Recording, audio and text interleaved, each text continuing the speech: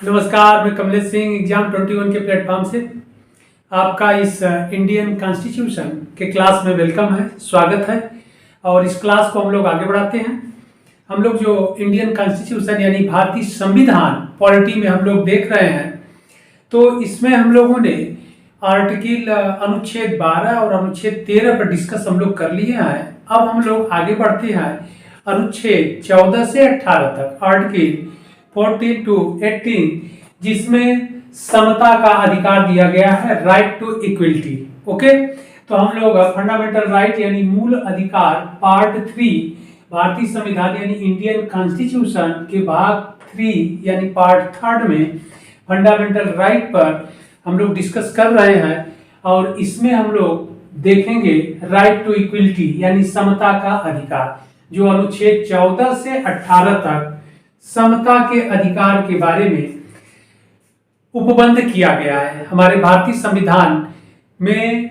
भाग 3 में अनुच्छेद 14 से 18 तक आपसे एग्जाम में पूछा जाता है कि समता का अधिकार राइट टू इक्वलिटी कहां से कहां तक है, तो अनुच्छेद 14 से 18 तक, यानी अनुच्छेद 14, 15, 16, 17 और 18 में समानता के बारे में बात कही गई है, कहा गया है, यानी राइट टू इक्वलिटी। तो इसको हम लोग आगे बढ़ाते हैं। आप लोग पीछे के क्लास अच्छे से देखिएगा और सारे क्लास आपको मिल जाएंगे।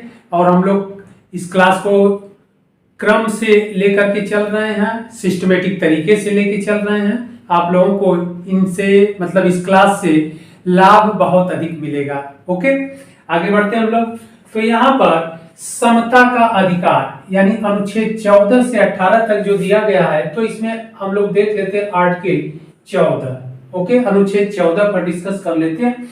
यहाँ पर क्या है, विधि के समक्ष समता। तो अनुच्छेद 14 यानी पहला आर्टिकल हम लोग देखते हैं। अनुच्छेद 14 में विधि के समक्ष समता यानी equality before law. Okay, equality before law के बारे में यहाँ पर दिया गया है कि विधि के समक्ष समता। अब विधि क्या है, लॉ क्या है, कानून क्या है? तो कानून के समक्ष समता यानी कानून के दृष्टि में सभी लोग क्या रहेंगे, समान रहेंगे। यहाँ पर हम लोग पढ़ भी रहे हैं समता का अधिकार, राइट टू इक्वलिटी, यानी समानता का अधिकार है तो कहाँ समानता रहेगी। और हम लोग जब अपने देश के नागरिक हैं, सिटीजन हैं, तो समानता कहाँ रहेगी? पहली समानता की बात कही गई है विधि के समक्ष समता, यानी विधि के कानून के दृष्टि में नजर में सभी लोग क्या रहेंगे, इक्वल रहेंगे, समान रहेंगे। पहली समानता की बात कही गई है। ओके, बहुत इंपॉर्टेंट है। तो विधि के समक्ष समता, ओके, यानी इक्वलिटी बिफोर लॉ। आगे बढ़ते हैं हम लोग। राज्य, यहाँ राज्य की परिभाषा हम लोगों ने देख लिया है और राज्य की परिभाषा आप लोग भी देख लीजिएगा।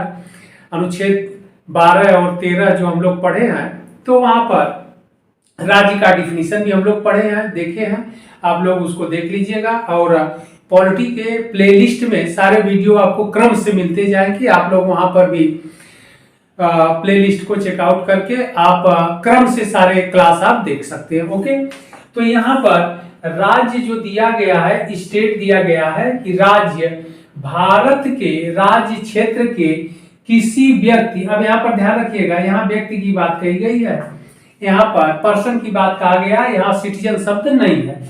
विधि व्यक्ति को विधि के समक्ष समता या विधियों का समान संरक्षण प्राप्त होगा। यानी आर्टिकल 14 अनुच्छेद 14 कह रहा है कि राज्य भारत के राज्य क्षेत्र में किसी व्यक्ति को विधि के समक्ष समता या विधियों का समान संरक्षण प्राप्त होगा या प्राप्त करेगा। ओके, यानी राज्य जो है केंद्र सरकार, राज्य सरकार, हम लोग जो डिफिनीशन में देख लिए हैं, तो यहाँ पर हम लोग सीधे आते हैं कि इस अनुच्छेद 14 में यह कहा गया है कि भारत के राज्य क्षेत्र में किसी भी व्यक्ति को विधि के समक्ष समता यानी कानून की दृष्टि में समानता, समान रहेगा और जरूरत पड़ने पर विधियों का समान संरक्षण उसे प्राप्त होगा। अगर जरूरत पड़ेगी तो समान दृष्टि से कानून उसे प्राप्त होगा। ओके, यानी विधि के दृष्टि में समान रहेगा और जरूरत पड़ने पर विधियों का समान संरक्षण उसे प्राप्त होगा। यानी कोई विभेद नहीं किया जाएगा कि जन्म स्थान के आधार पर, लिंग के आधार पर, वंश के आधार पर, जाति के आधार पर, निवास स्थान के आधार पर किसी भी प्रकार से इसमें विभेद नहीं किया जाएगा। तो यह इंपॉर्टेंट है आर्टिकल कि विधि के समक्ष समता और विधियों का समान संरक्षण अनुच्छेद 14 में दिया गया है। यानी कानून के दृष्टि में सभी लोग समान रहेंगे, जरूरत पड़ने पर सभी को कानून का समान संरक्षण प्राप्त होगा। ओके, तो यह लाइन बहुत इंपॉर्टेंट है आपके एग्जाम के दृष्टिकोण से, ध्यान रखिएगा। आगे बढ़ते हम लोग, 14 हो गया। इसके बाद आर्टिकल 15 पर हम लोग आते हैं। अनुच्छेद 15 में क्या कहा गया है? कहा गया है कि राज्य किसी नागरिक को, अब यहाँ पर सिटीजन शब्द है, ध्यान रखना है। ओके, और यहाँ पर व्यक्ति शब्द है। व्यक्ति शब्द से तात्पर्य है सभी, विदेशी भी, अगर विदेशी भी हमारे देश में आते हैं, इंडिया में आते हैं, तो उनको भी कानून के नजर में वह भी समान रहेंगे। उनको भी किसी प्रकार का प्रॉब्लम क्रिएट होता है, उनके सामान को छीना जाता है, उनको कष्ट पहुंचाया जाता है, या किसी भी प्रकार से उन्हें क्षति अथवा हानि होती है, तो कानून का संरक्षण उन्हें दिया जाएगा या प्रदान किया जाएगा। ओके, इसलिए आर्टिकल 14 में जो है सिटीजन शब्द का प्रयोग नहीं किया गया है, अपितु पर्सन, व्यक्ति का प्रयोग किया गया है। ओके, इंपॉर्टेंट है। अब यहाँ पर आ जाइए आर्टिकल 15, अनुच्छेद 15 में क्या, यहाँ पर नागरिक की बात कही गई है, ओनली सिटीजन। अब यहाँ पर विदेशी व्यक्तियों के लिए या जो गैर नागरिक है उनको यह अधिकार नहीं प्राप्त होगा। ओके, ध्यान रखना है, एकदम कॉन्सेप्ट आप क्लियर करके चलिए।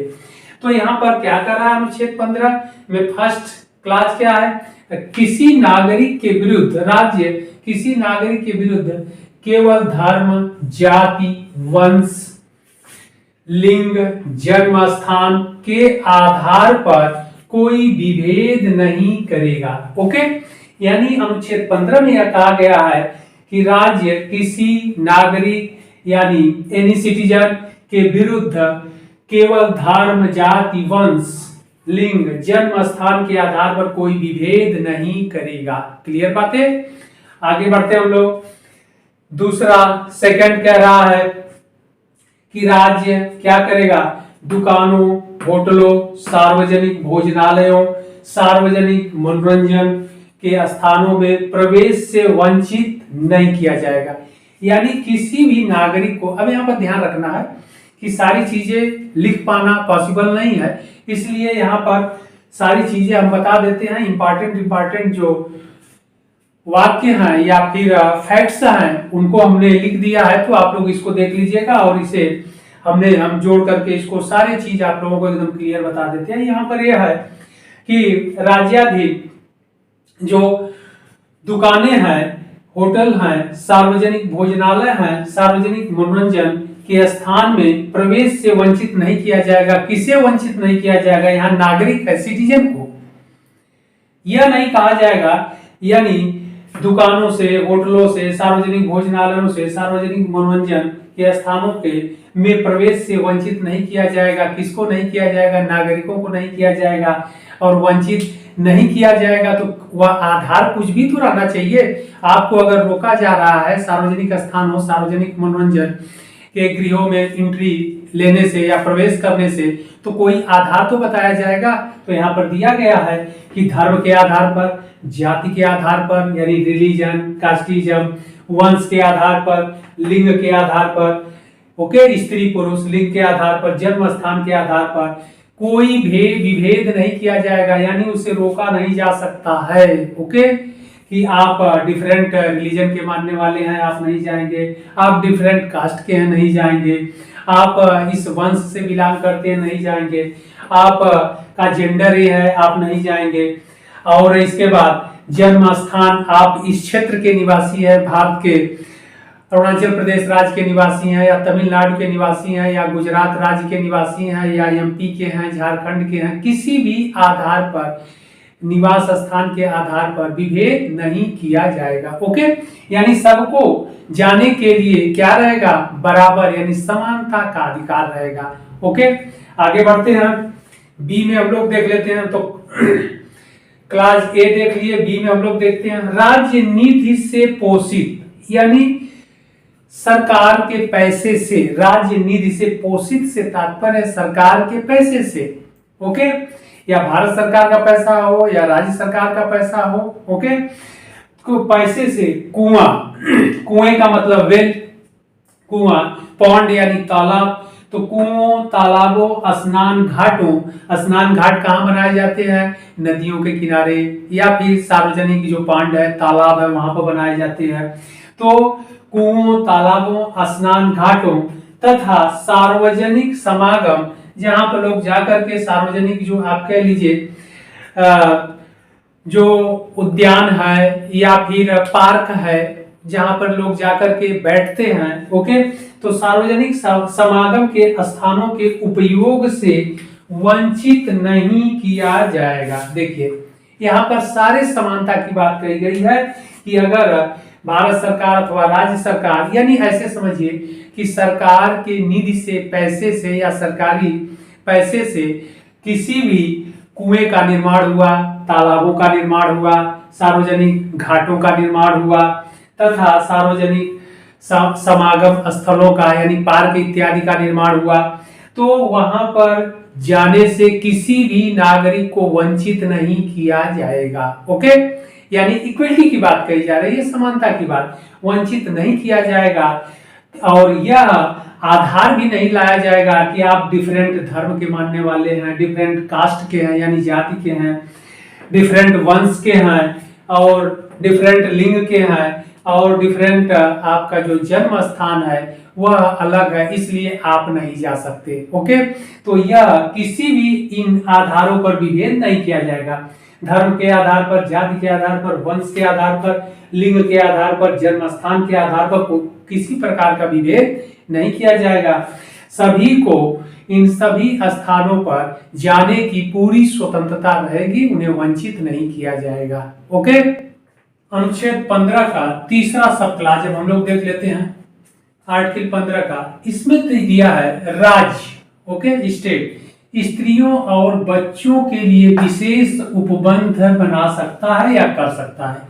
अब यह इंपॉर्टेंट पॉइंट है। अभी तक हम लोगों ने पढ़ा कि किसी भी प्रकार से विभेद नहीं किया जाएगा, लिंग के आधार पर भी नहीं किया जाएगा, लेकिन यहाँ पर 15 में आगे थर्ड, तीसरे यानी सब क्लास में कहा गया है कि राज्य यानी केंद्र सरकार, राज्य सरकार यानी राज्य स्त्रियों और बच्चों के लिए विशेष उपबंध कर सकता है, यानी अगर जरूरत पड़ी तो स्त्रियों और बच्चों के लिए अलग से वह व्यवस्था बना सकता है। ओके, यानी अब स्त्री और बच्चों के आधार पर वह विभेद कर सकता है। क्लियर बातें? आगे बढ़ते हम लोग, अगला जो फोर्थ क्लास है, इसमें कहा गया है कि राज्य सामाजिक और शैक्षणिक, ओके, सामाजिक और शैक्षणिक दृष्टि से पिछड़े वर्ग के लोगों के लिए विशेष व्यवस्था कर सकता है। अब यहाँ पर भी विभेद की बात कही जा रही है, किस आधार पर? सामाजिक और शैक्षणिक दृष्टि से जो पिछड़े लोग हैं, ओके, यानी पिछड़े वर्ग के लोग। तो हमारे इंडियन कॉन्स्टिट्यूशन में, भारतीय संविधान में जो पिछड़ा वर्ग यानी बैकवर्ड क्लास की बात कही गई है, उनके लिए दो बेस है, दो आधार है, सामाजिक और शैक्षणिक दृष्टि से पिछड़े। ओके, यहाँ पर कास्टिज्म से पिछड़े वर्ग की बात नहीं कही गई है। आर्टिकल 15 अनुच्छेद 15 में सामाजिक और शैक्षणिक दृष्टि से पिछड़े वर्ग के लोगों के लिए राज्य विशेष व्यवस्था कर सकता है। ओके, अलग से उनके लिए प्रावधान कर सकता है, रोका नहीं जा सकता। ओके, साथ ही अनुसूचित और अनुसूचित जनजाति, ओके, और साथ ही मतलब सामाजिक और शैक्षणिक दृष्टि से जो पिछड़े वर्ग के लोग हैं उनके लिए विशेष व्यवस्था राज्य कर सकता है। ओके, अब यहाँ पर विभेद कर सकता है, और साथ ही अनुसूचित जाति और अनुसूचित जनजाति के लोगों के विकास हेतु कार्य कर सकता है। यानी विभेद कैसे करेगा? सामाजिक आधार पर अगर कोई पिछड़ा है, शैक्षणिक दृष्टि से पिछड़ा है, तो उसके लिए अलग से व्यवस्था राज्य कर सकता है। और फिर अनुसूचित जाति और अनुसूचित जाति के लोगों के भी विकास हेतु, क्योंकि अगर यह वर्ग पिछड़ा है तो उनके विकास हेतु अलग से कार्य कर सकता है। इस पर कोई रिस्ट्रिक्शन यानी प्रतिबंध नहीं लगाया जा सकता। ओके, अब यहाँ पर देखिए विभेद की बात हो रही है, इसलिए विभेद की बात हो रही है कि सभी को समान स्तर पर यानी समान लाने के लिए ऐसी व्यवस्था किया जा रहा है, क्योंकि भारतीय समाज में, हमारे इंडियन सोसाइटी में स्त्रियां पिछड़ी मानी गई हैं। ओके, उनको पावर भी कम दिया गया है, अधिकार भी उनके कम है, और वह समाज में पिछड़े दृष्टिकोण के रूप में देखी जाती है या पिछड़ा वर्ग के रूप में मानी जाती है। ओके, इसलिए स्त्रियों के लिए और शैक्षणिक और सामाजिक दृष्टि से पिछड़े वर्ग के लोगों के लिए और अनुसूचित जाति और अनुसूचित जाति के जो पिछड़े लोग हैं उनके विकास हेतु कार्य कर सकता है। ओके, आगे बढ़ते हैं हम लोग। तो यह अनुच्छेद 15 था।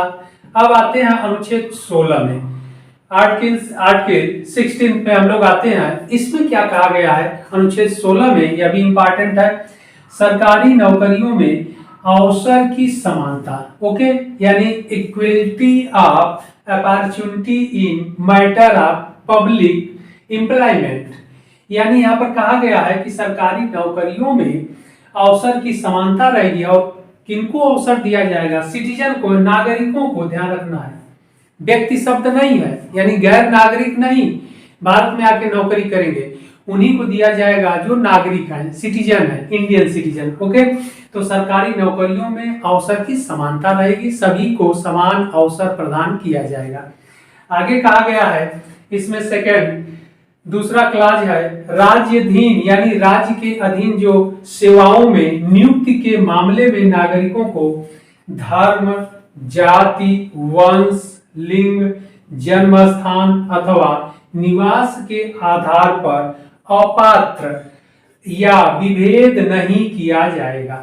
ओके, यहाँ पर अब क्या कहा गया कि राज्य के अधीन जो सेवाएं हैं, नौकरियां हैं, उनके नियुक्ति के मामले में नागरिकों को धर्म, जाति, वंश, लिंग, जन्म स्थान अथवा निवास के आधार पर अपात्र यानी अयोग्य या विभेद नहीं किया जाएगा। ओके, यानी सरकारी नौकरियों में अवसर की समानता रहेगी और किसी भी प्रकार से विभेद नहीं किया जाएगा, यानी धर्म के स्थान पर, धर्म के रूप में, जाति के रूप में, वंश के रूप में, लिंग के रूप में, जन्म स्थान और निवास के आधार पर कोई विभेद नहीं किया जाएगा। ओके, अनुच्छेद 16 के तीसरे क्लास में दिया गया है संसद, संसद यानी पार्लियामेंट। ओके, तीसरे क्लास में दिया गया है कि पार्लियामेंट यानी संसद किसी राज्य अथवा केंद्र शासित राज्य में सेवाओं से तात्पर्य है नौकरी, सेवाओं के लिए